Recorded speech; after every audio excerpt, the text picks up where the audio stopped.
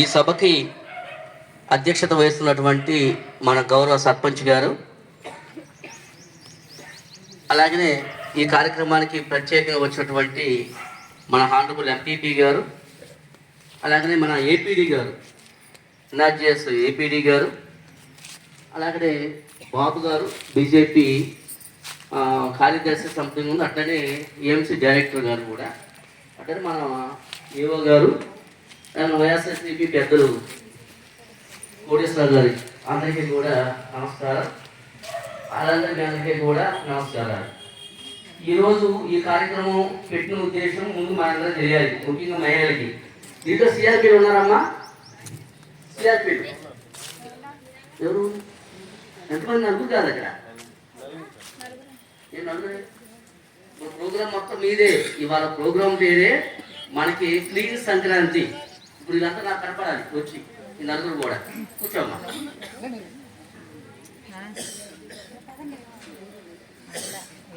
ఈ క్లీన్ సంక్రాంతి అని కార్యక్రమం ఒకటి జరుగుతుంది. అట్లానే మనకి ఈ మహాత్మా గాంధీ గ్రామీణ ఉపాధి హామీ పథకం పేరు కూడా మారింది. కొత్తగా దాని యొక్క నామ్స్ కూడా మారినాయి. ముందు 1 by 1 మనం డిస్కస్ చేసుకున్నాం. దానికోసం పెట్టిందే గ్రామ సభ, అందరికీ తెలియడం కోసం పెట్టిందే ఈ గ్రామ సభ. ఫస్ట్ మనం ఈ క్లీన్ సంక్రాంతి, క్లీన్ ఆంధ్రప్రదేశ్ దీని గురించి మాట్లాడుకుందాం. ఈ క్లీన్ సంక్రాంతి అంటే మనకి సంక్రాంతి పండుగ, దసరా పండుగ గుర్తొచ్చేది కోడి పందాలు. ఆ కోడి పందాలతో పాటు ఈసారి గవర్నమెంట్, ఆంధ్రప్రదేశ్ గవర్నమెంట్, ముఖ్యంగా ఎన్డీఏ కూటమి గవర్నమెంట్, అలియన్స్ గవర్నమెంట్ కొత్తగా వినూత్నంగా ఆలోచించింది. అదివరకు ఏంటంటే మనకి అంతకుముందు మీరు జన్మభూమి కార్యక్రమంలో ఉన్న సీఎం గారు చంద్రబాబు నాయుడు గారి పరిపాలనలో మీరు అందరూ ఒకసారి అబ్జర్వ్ చేస్తే మహిళలకు బాగా తెలుసు, సంక్రాంతికి రంగంలో వేసేవాళ్ళు. గుర్తుందా? ముగ్గులు పోటీలు ఎండో ఆఫీస్లో బాగా ఎత్తున పెట్టేసి ముగ్గులు పోటీలు వేసేవాళ్ళు. అందరూ కూడా ముగ్గులకి వచ్చేవాళ్ళు, మహిళలు ముఖ్యంగా. అక్కడ మేము ఒక టేబుల్స్ వేసి, టేబుల్స్ అంటే ఈ బ్లీచింగ్తో టేబుల్స్ వేసేసి అందరికీ కూడా ఒక గడి ఇచ్చేవాళ్ళం. గడిలో పోటీలు పెట్టేవాళ్ళం. వచ్చిన వాళ్ళకి ఫస్ట్, సెకండ్, థర్డ్ ప్రైజ్ ఇచ్చేవాళ్ళు. అయితే ఇలాంటి కార్యక్రమాల వల్ల ఏంటంటే అసలు జరగాల్సింది జరగట్లా. పండుగ అంటే, సంక్రాంతి పండుగ అంటే ఖచ్చితంగా ఈ రంగవల్లులు, గొబ్బెమ్మలు ఇలాంటివి ఉంటాయి. వీటితో పాటు గవర్నమెంట్ ఆలోచించింది ఏంటంటే క్లీన్గా ఉండాలి.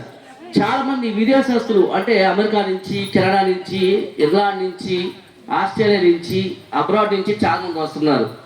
అలాగే హైదరాబాద్ మొత్తం కూడా దసరా కావచ్చు, ముఖ్యంగా సంక్రాంతికి, దసరాకి ఖాళీ అయిపోయినా కానీ సంక్రాంతికి హైదరాబాద్ మొత్తం ఖాళీ అయిపోతుంది. అందరూ కూడా ఈ కేసుల టోల్ ప్లాజా దగ్గర చూస్తే అన్ని బళ్ళు కూడా ఆంధ్రప్రదేశ్ వైపే కారు వస్తూ ఉంటాయి. ఇంకా గొప్ప విషయం ఏంటంటే ఆ టైంలో ఈ 10 daysలో హైదరాబాద్లో అసలు ఆంధ్ర వాళ్ళు అనేవాళ్ళు ఉండరు. షాపింగ్లు కూడా విలువలాడిపోతూ ఉంటాయి అన్నమాట, పర్చేసింగ్ లేక, కొనుగోలు లేక.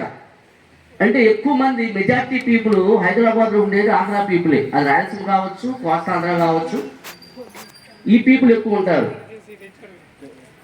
అయితే వాళ్ళంతా ఇక్కడికి వచ్చిన తర్వాత వాళ్ళు ఇచ్చిన కంప్లైంట్ ఏంటంటే, ఇంకా గ్రామసీమలో ఈ పల్లెటూరు అనేది పట్టుకొమ్మలని పేరు ఉన్నా కానీ శుభ్రత లేదు, క్లీన్గా ఉన్నట్టు లేదు, అట్లాగే గతుకుడు రోడ్లు ఉన్నాయి, ఇలాంటి కామెంట్లు బాగా వచ్చినాయి. దానికోసం ఈసారి రంగవల్లి అనేది, అంటే ఈ సంక్రాంతి సంబరాలు అనేది తగ్గించి ఈ సంబరాల బదులు క్లీన్ సంక్రాంతి అనే కాన్సెప్ట్ తీసుకొచ్చి అన్ని రోడ్లు క్లీన్గా ఉండాలి, అన్ని బజార్లు క్లీన్గా ఉండాలి, అన్ని సందులు క్లీన్గా ఉండాలి, అన్ని డ్రైనేజీలు క్లీన్గా ఉండాలి. ఎక్కడ కూడా చెత్త అనేది కనపడకూడదు, పేపర్ అనేది కనపడకూడదు, చిరిగిన పేపర్ అనేది కనపడకూడదు. ఇది తీసుకొచ్చారన్నమాట. వాళ్ళు 3 రోజులు పిల్లవాటలతో అందరూ హ్యాపీగా ఈ భోగి, సంక్రాంతి కనుమ ఎంజాయ్ చేసి మళ్ళీ వెళ్ళే టయానికి కూడా వాళ్ళు హ్యాపీగా ఫీల్ అయ్యి, మా ఊరు వచ్చాము, మీ గతంలో ఉన్న ఊరికి ఇప్పుడు ఉన్న ఊరికి తేడా ఉంది, శుభ్రంగా ఉంది, మేము ఎంజాయ్ చేసి వెళ్ళాము. ఆంధ్రప్రదేశ్ కూడా ఈ నీట్ అంటే క్లీన్ విషయంలో బాగా శ్రద్ధ వహిస్తున్నది. ఈ ప్రజానకానికి ముందు వెళ్ళాలి, అందరూ కూడా గొప్పగా చెప్పుకోవాలి. మళ్ళీ 1 year తర్వాత వాళ్ళు వచ్చేది, మధ్యలో అత్యవసరం వస్తారు తప్ప మళ్ళీ 1 year తర్వాత వాళ్ళు వచ్చేది. అది ఆ కాన్సెప్ట్తో మనకు ప్రవేశపెట్టిందే ఈ క్లీన్ సంక్రాంతి, క్లీన్ ఆంధ్రప్రదేశ్. దాంట్లో భాగంగా అన్ని ఊళ్ళల్లో మీరు ఇప్పుడే చూసే ఉంటారు. రండి ప్రసాద్ గారు, వెల్కమ్.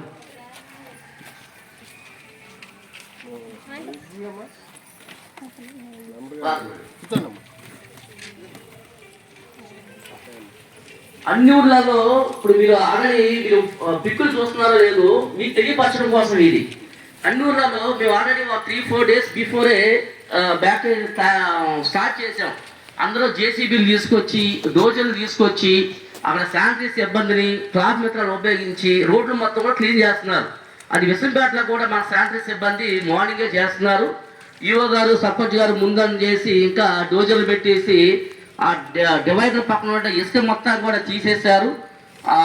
ఆల్రెడీ డివైడర్ మొక్కలు వేసిన వాటిలో చెత్త ఉంటే మొత్తం తీసేశారు. ఆ చివరిన ఎస్డబ్ల్యూపీసీ దగ్గర షెడ్ దగ్గర మొత్తం కూడా క్లీన్ చేశారు. ఇవన్నీ కూడా డంప్ దగ్గర, ఎక్కడైతే రాణి కళ్యాణ మండపం ఆపోజిట్గా ఉన్నటువంటి ఈ డంప్ దగ్గరికి తీసుకెళ్ళి అక్కడ డంప్ చేస్తున్నారు ఈ చెత్త అంతా కూడా. ఈ కార్యక్రమం ఎప్పటి వరకు జరిగిందంటే కనుమ వరకు జరుగుతుంది.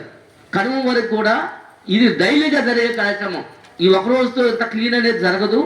కనుమ వరకు కూడా రోజు క్లీన్ చేస్తూనే ఉంటారు.